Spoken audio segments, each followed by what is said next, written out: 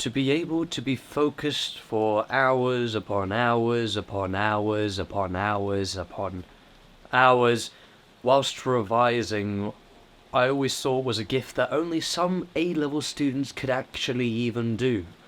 I was always incredibly envious of those in the common room, and I'd walk by and they've been there since the morning and it's like time to go home and they've been revising all day. I go up to them and I ask them like, how long have you been here? And they're like, I don't know, I've lost track of time. And they've just been sat there revising the whole day. Obviously those were the students that got A stars and stuff. My name is Wilder and I help other young men like me take back control of their lives. Flow state is something that is best described as your focus on crack. Everyone's been through it, and it's best described as those moments where you are revising, or it doesn't have to be revising, you are building a Lego set. That's the first thing that came to my head. Or you're working out in the gym. Those moments where you suddenly get in the zone. For some reason, you're in the zone. You're in the flow of things. To the point where you're so focused, you lose track of time. And you look at the time, you go, oh shit, it's been like hours. Oh my god, this has been a really good workout session. Wow, I've done so much revision. And you feel really good. This is flow state. Everyone's been through it at least once. And I could tell you all these tiny, easy little hacks that will get you into the flow state more often. It's honestly just like a mindset, but the first one is caffeine. Just straight black coffee with filtered water. Not tap water, because tap water has got this shit in, and I didn't even realize it, but tap water is bad.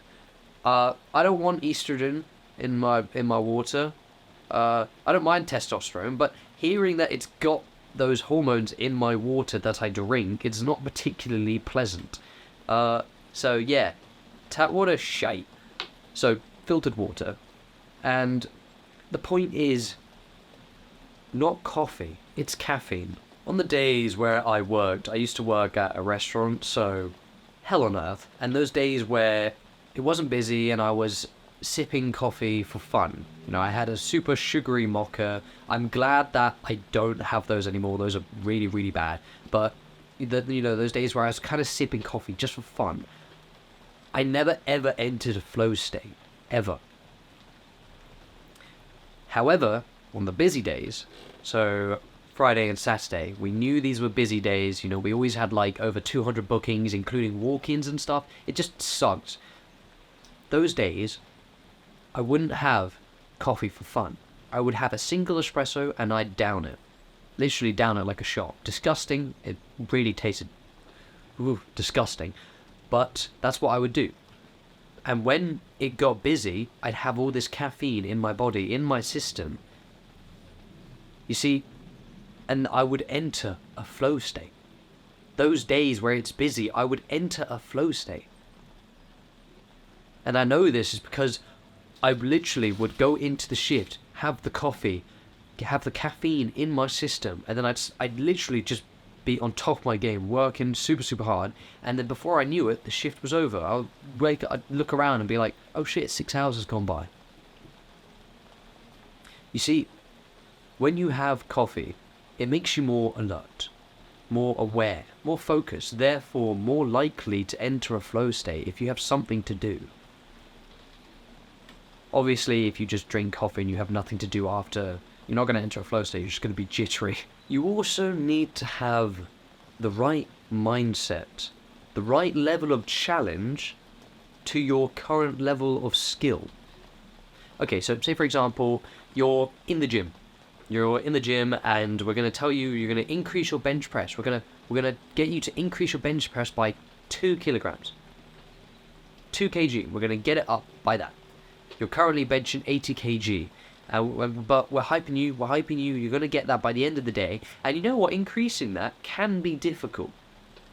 But we're hyping you, right? And you're looking at it and you're thinking, wait, it's a little difficult, but it's a very viable challenge, And I can do this. You get into the flow state, and by the end of the day, you may be able to increase your bench press by 2 kg. But if I told you instead, alright, you're doing 80 kg right now, we're going to increase and bench 100 kg, and for reps. Suddenly, the difficulty bar from your level of skill has just jumped right up through the roof. And you know exactly what is going to happen. You're going to start to overthink. You're going to lose that flow. Oh shit, okay, the difficulty bar just kind of jumped quite a bit, you know. That's quite a lot. 100 kg, that's a 20 kg difference. I don't know if I could do that. And, you know, that kind of messes with my plan for things, because I was planning to do, you know, progressive overload, you know, increase it by 2 kg. What the fuck? You're distracted. You overthink. You lose that flow state. The challenge went so high up compared to your relative skill level. Okay? Don't be the beginner who goes into the gym and tries to increase his weight way too much because maybe he's embarrassed that people are seeing that he's beginning at the gym. But be the smart guy who increases it just a little bit, but over a long period of time. But wait, that's all numerical, so it's kind of easy to analyze. What about other stuff in day-to-day life? For me, as a YouTuber, I personally like to keep the challenge the same, but always try to increase and improve my relative skill level. I'll read a book, so I can, before this video, so I can tell a story better. I'll learn how to edit better. You know, I'll set the intention to improve a little bit, just constantly. Just improve by a little bit by bit. So I'm improving my editing to make this more entertaining for you. I'm improving the thumbnail design to make it clickbaity as fuck. I will improve the script writing, improve the recording.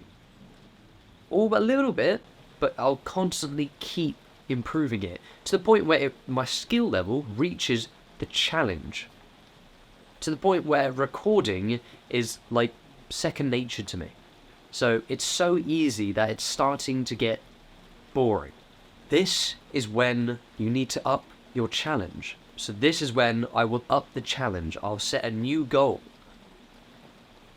You see, you don't want to be overwhelmed, but you also don't want to perform under your capabilities. And another thing you can do to enter this flow state to help you focus way better. And you can also do all these things I'm telling you just to help you focus better anyway, because it doesn't just help you get into a flow state, it helps you focus anyway. Another thing you can do is actually with your vision. I recently watched a Andrew Huberman video, this dude, and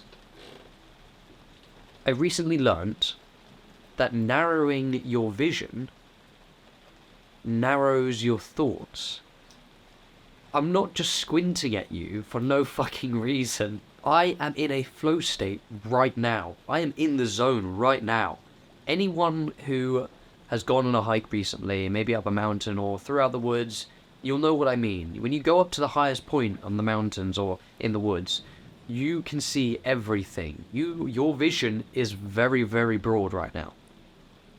And it broadens your thoughts. I tend to have super deep, meaningful thoughts whilst I'm out on a hike. It's why every time I write my YouTube script, I go out on a long hike, because it helps me just gather really good ideas. Honestly, try this out with my videos and my video right now. Just choose a point to focus on this video. I'm focused on this point on the camera right here. I'm focused on that point right there. That's where I'm squinting and where I'm focusing my attention. Now, choose a point on this video. It could be my ear, nose, my left eye or something. It doesn't really matter. Just choose one thing and full on, like almost squinting at it, just full on focus on that as I speak. Just narrow your vision to that point, and you'll notice that you'll be way more attentive to what I'm saying and also way more focused.